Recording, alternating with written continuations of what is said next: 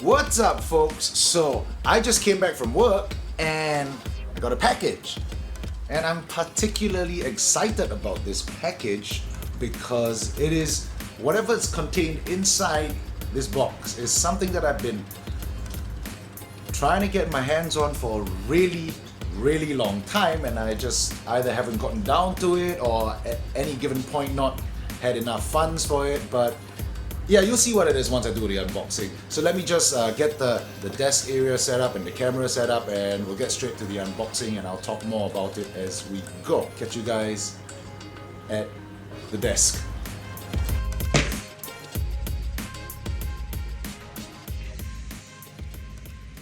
Okay, so let me just open this real quick before I talk about what it is. I'll just show it to you guys. My handy scissors here.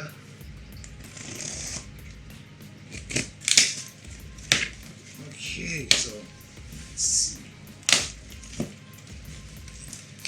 Alright, bubble wrap, and okay, come to daddy. Alright.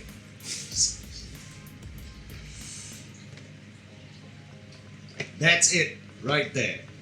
The Aldebaran, the 2009 Aldebaran Mg7, and of course it's the left-handed model, because I use left-handed reels. I'm a noob like that.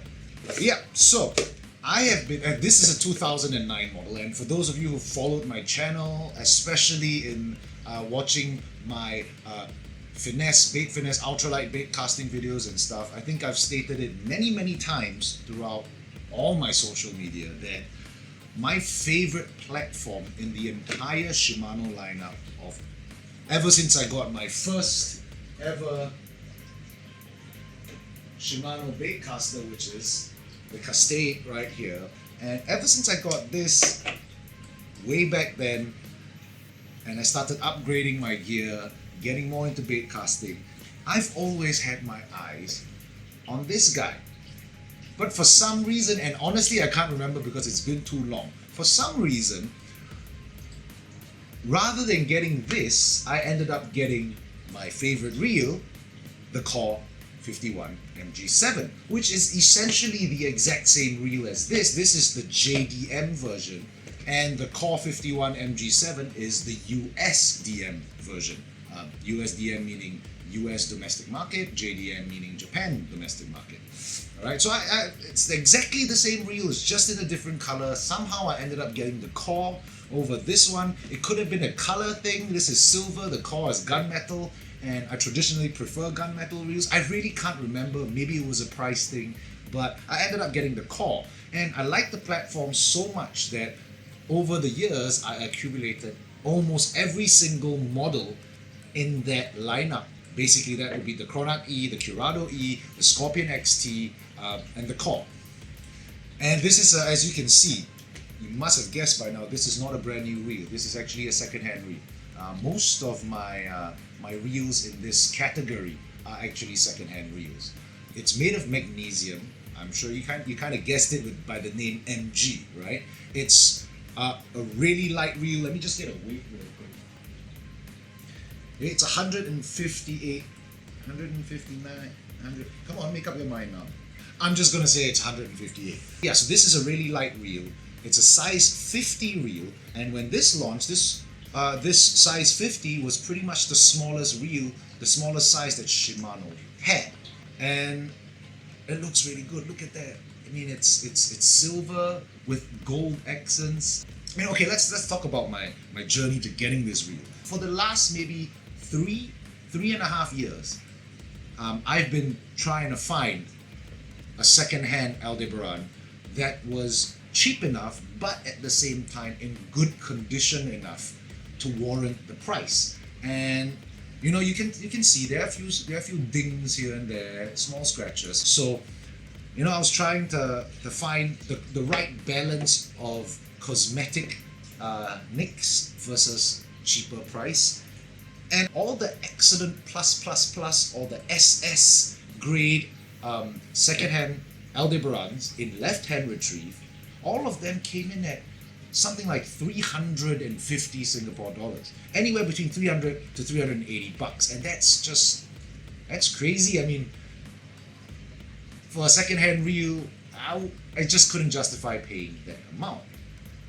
But about 2 weeks ago, was it the day I came back from Taiwan? One day after I came back. Yeah, so it's about 3 weeks ago. So about 3 weeks ago, I go on eBay and I did my usual and I searched Shimano Aldebaran Mg, and I saw all the listings by price, by lowest price, and then I start doing my whole going through every single one, taking a look at the pictures, taking a look at the price, and then I see this guy and it's listed for $159, and it's rated as excellent condition. So 160 USD, inclusive of free standard international shipping. Now that works out, $1 is about $1.35 to $1.40 Singapore dollars. So that works out to about 220 Singapore dollars. That's a full like $100 less than any of the other excellent condition left-hand retrieve models. Now, plenty of right-hand retrieve models. I've seen right-hand MG7s in excellent condition going for like $200, but left-hand retrieve MG7s, that's pretty rare to find under $300, and I found one for $220. And I go through the pictures, there were like 12 pictures, and the Japanese guys, they're really good and honest with their second-hand stuff. If there's a scratch, they don't try to avoid taking a picture of the scratch. They actually take a picture close up of the scratch so that you know exactly what you're getting. And I pretty much already knew what kind of cosmetic condition the reel was going to be in when I pressed buy now. So I knew that there were these nicks here, I knew that the side plate had some nicks, I knew there was little kind of specks here and there. So I knew all of that. Of course, the only thing you can't really tell, and you got to trust the actual seller, is the quality of the internal parts. And the seller said that this was in excellent working condition and all that, and it certainly seems so. Let me just adjust that spool tension. It seems like the spool tension is a little bit tight. Let me check that brake track. See whether any scratches. No, brake track looks good. Alright, so now I'm just going to do a free spool test just to see whether there's anything wrong with the bearings. Doing a free spool test basically will tell you whether the bearings are kind of in good shape or not. You shouldn't be able to hear much noise when you're doing a free spool, especially with the brakes turned off. Oh, look at that, excellent condition. Nothing shakes, nothing rattles. I like it. I'm very happy with this. Let's see the retrieve. When you want to test a new reel or an unspooled reel, when you want to test the smoothness of the gears, a lot of folks are like, they grab the reel and they turn the handle and they're like, oh, it's really smooth.